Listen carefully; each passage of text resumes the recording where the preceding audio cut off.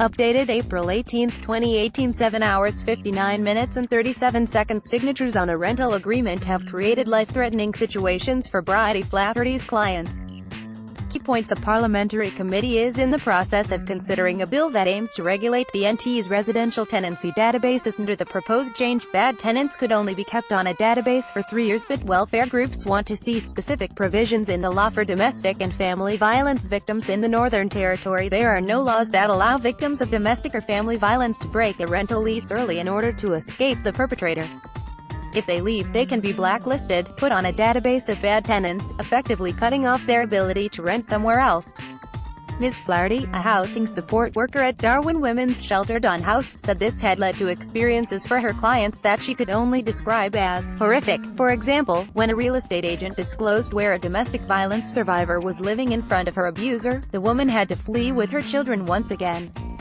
Ms. Flaherty said that in her experience, issues arising from blacklisting and not being able to be removed from a lease were the main things stopping Darwin renters from leaving an abusive household. It's almost every client that is coming out of a private rental. This is the main issue. Ms. Flaherty said, this is a lot of the time what's keeping them in the relationship. Financially, they can't remove themselves from that.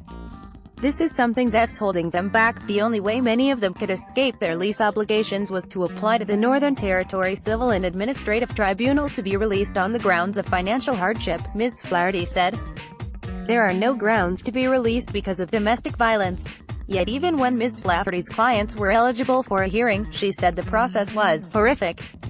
At one hearing, she said an abusive partner had addressed her client directly, and the former landlord had revealed where her client was living. We were required to move them from the shelter immediately because it wasn't a safe place anymore, Ms. Flaherty said. For my client, hearing the perpetrator's voice was very distressing, and the whole trauma of the experience was it was horrific. While victims went through similar experiences in the family court system, Ms. Flaherty said it was unacceptable they be forced to go through such an ordeal simply to be removed from a rental lease. Miriam Bevis, Program Manager for the Kunga Stopping Violence Program at the North Australian Aboriginal Justice Agency, believed it should be mandated that real estate agents and landlords be given training in ways they could support domestic and family violence victims. Given how housing is so intimately tied in with domestic violence, I think those frontline workers in real estate need to be able to pick up the signs that something's wrong and work out what to do about that, Ms. Bevis said.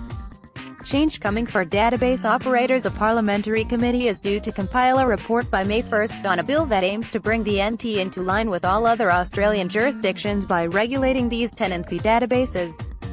As it stands, there are no regulations to guide the practice, which welfare groups have said leads to the unfair listing of many people, particularly those who are vulnerable. They say this has exacerbated homelessness, and contributed to the current wait for public housing, which can be as long as 8 years in Darwin. Under the proposed change, tenants would only be able to be put on the list for specific breaches, and renters must be notified they are on a database. They must also be given time to review and refute the listing, and only be kept on it for 3 years. The NT's largest database operator TIGA refused the ABC's request to comment on the issue.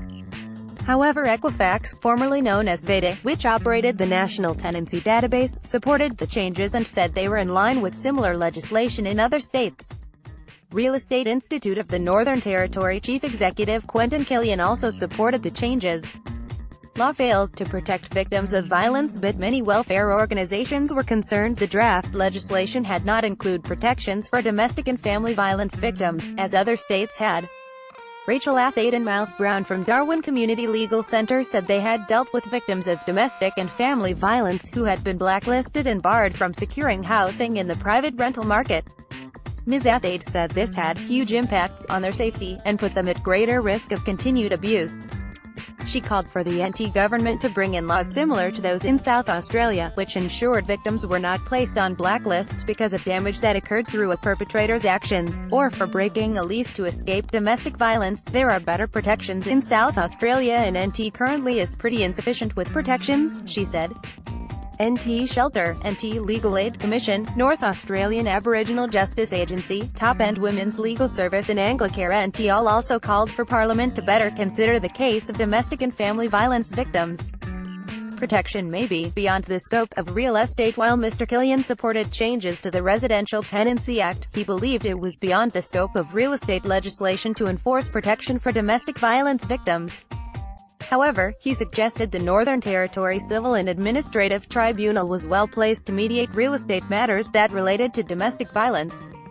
I do believe that there should be good protections and very sound protections in place for victims of domestic violence, Mr. Killian said. I'm just not sure that any of this really has a place in the Residential Tenancy Act or a real estate-related act. I think that's an area that needs a lot more specialist care and attention to it, and certainly a different group of people. Christine Churchill, property manager at boutique firm Churchill Real Estate, supported a move to release domestic violence victims from lease agreements if they presented a domestic violence order. She said it was a concession the sector already made for Defense Force personnel, by allowing them to break a lease if they were moved out of the area.